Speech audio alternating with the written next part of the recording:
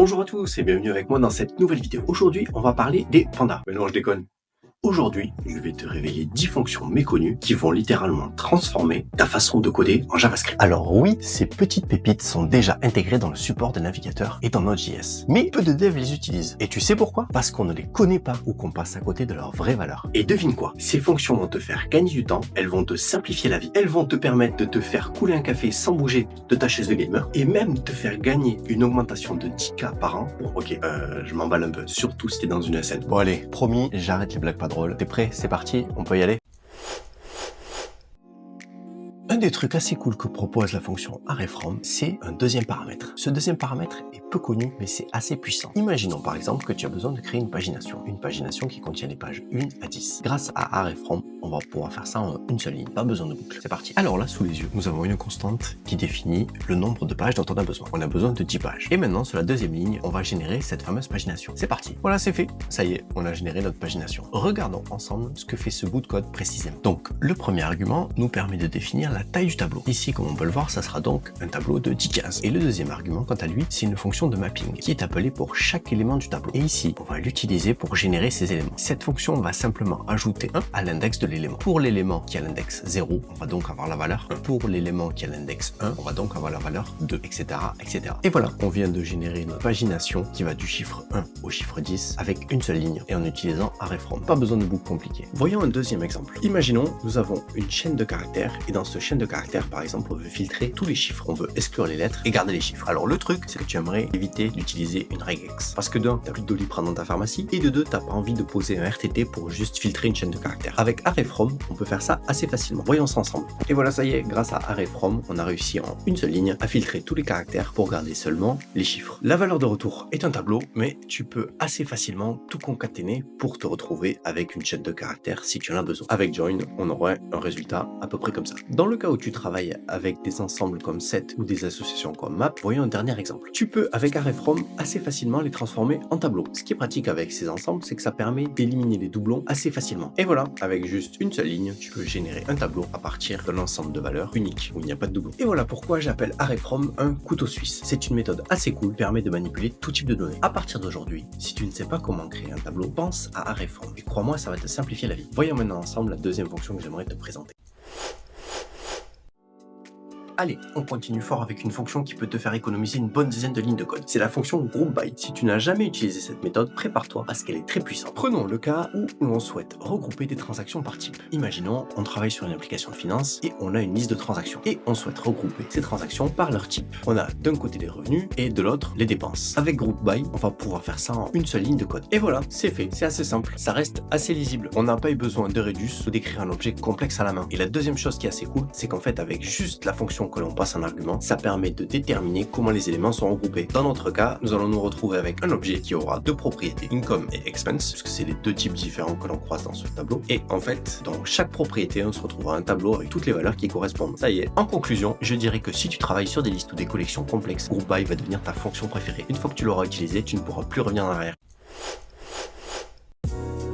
Allez, et on continue avec une fonction qui va t'éviter bien des maux de tête. Si tu travailles avec des tableaux imbriqués et que tu galères à accéder à tes données, Flat va te sauver. Plus besoin de boucles compliquées, on va voir ça ensemble. On va prendre un exemple où tu as besoin d'aplatir une structure qui est imbriquée. Là, dans ce cas présent, on a des catégories, des sous-catégories, et ces sous-catégories peuvent même avoir des sous-sous-catégories. Un truc assez classique, mais avec Flat, ça va nous permettre d'aplatir tout ça pour obtenir un tableau propre assez facilement. Et voilà, on a un seul tableau où tout a été regroupé, tout est sur un seul niveau. Alors, petite explication. Ici, la fonction Flat peut prendre un paramètre. Ce paramètre permet d'indiquer sur combien de niveaux d'imbrication on veut aplatir notre tableau. Pour Flat, je trouve que c'est une fonction assez simple, qui est lisible et qui nous permet d'éviter des manipulations complexes pour accéder à nos données et tout aplatir. En bonus, tu peux même utiliser set tel qu'on le voit à l'écran afin de garder seulement les valeurs uniques en combinaison avec Flat. Ça peut être assez utile.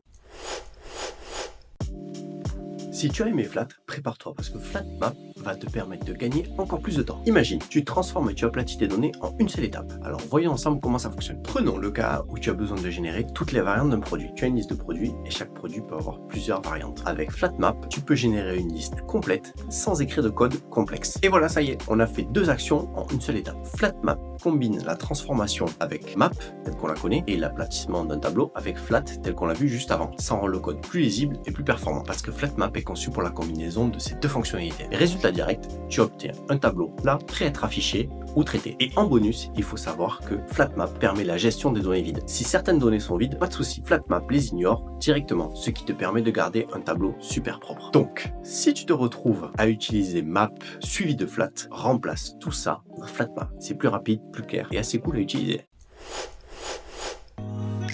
Tu veux savoir si quelque chose répond à une condition sans tout parcourir dans un tableau? La réponse, c'est la fonction SOM. Cette méthode, c'est comme un détecteur d'anomalies ou de bonnes surprises. Ça dépend ce que tu recherches en fait. Imaginons, on travaille sur une application e-commerce. On a une liste de produits et on veut savoir si au moins un produit est en rupture de stock. Avec la fonction SOM, c'est instantané. Et voilà, c'est fait. Alors, voyons ensemble quelques explications. SOM est rapide et efficace, car cette fonction s'arrête dès qu'elle trouve un élément correspondant à la condition, ce qui fait économiser du temps sur de grandes listes. Et en deuxième, je dirais que c'est assez cool parce que la condition est personnalisable. On peut passer en paramètre de SOM une fonction, ce qui nous permet de faire des choses assez poussées et de faire exactement ce qu'on veut. En conclusion, si tu veux savoir si ce tableau contient ce que tu cherches, SOM est la solution parfaite.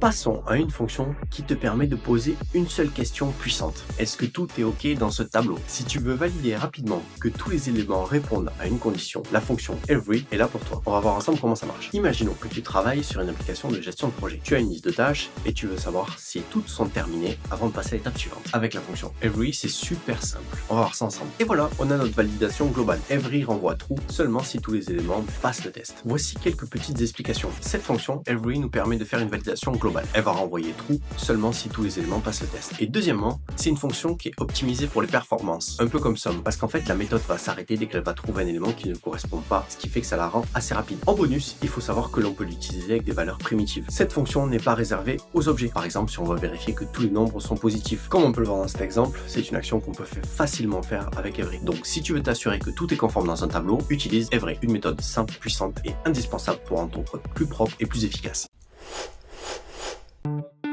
Tu cherches un moyen simple et efficace de savoir si un tableau contient une valeur. Avec Includes, c'est un jeu d'enfant. Et crois-moi, cette fonction est bien plus puissante qu'on ne le pense. Imagine que tu développes un système d'autorisation. Tu veux vérifier si un utilisateur a un rôle particulier, un rôle comme admin par exemple. Avec Includes, ça te permet de faire ça très simplement. Et voilà, alors quelques petites explications. Includes est clair et lisible. Contrairement à Index of, Includes est plus intuitif pour tester la présence d'un élément. En plus, Includes nous donne le résultat direct. Ça renvoie true ou false. Includes est donc simple, efficace et incroyablement utile. En conclusion, je dirais que si tu cherches une valeur dans un tableau, pense à Include. C'est simple, direct et ça rend ton code beaucoup plus lisible.